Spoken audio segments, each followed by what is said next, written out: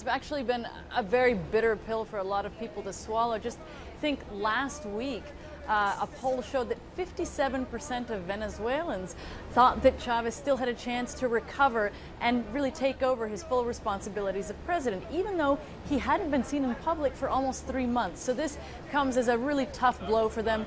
They revered Chavez as a kind of saint-like figure. We've seen hundreds of people pouring into the street, either in quiet processions, some of them crying, and this is going to take a while for them to sink in. This is definitely not how they thought things would end up, despite all of the problems he'd been through with his cancer, John. And as much as he was loved and revered, he was hated and despised as well. For those who oppose Chavez, how are they feeling about this?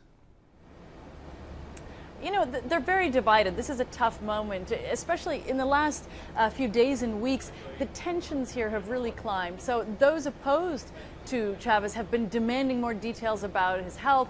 They've accused the government of trying to hide the fact that he was perhaps sick or perhaps already dead. So on the one hand, you'd think they'd be vindicated, but there still is a fear that this highly polarized country could become a bit more violent. So there's a bit of fear. A lot of people, especially those who oppose Chavez, as soon as this announcement was made, a lot of shops shut their doors, people got in their car, they headed home.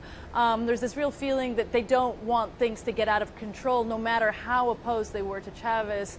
They want things to follow in a very orderly fashion, and that is probably a good part of the reason that the government sent troops out onto the street to make sure that things did follow along in an orderly fashion, John. And as far as that orderly fashion goes, what is the process now? How long before Venezuela gets a new president?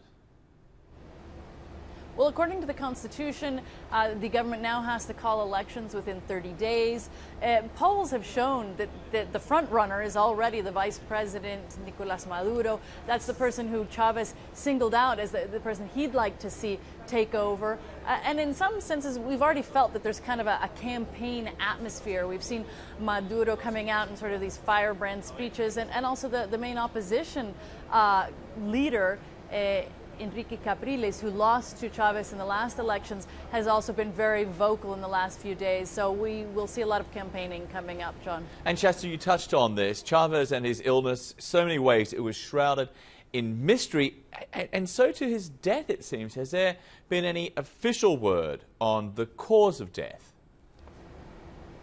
No, you're absolutely right, and there hasn't even been much talk about that.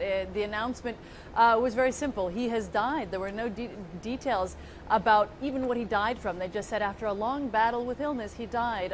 So I don't know if we ever will have all of the details. For now, the message is we're going to mourn our lost leader, and we're not going to delve into what really happened there, John.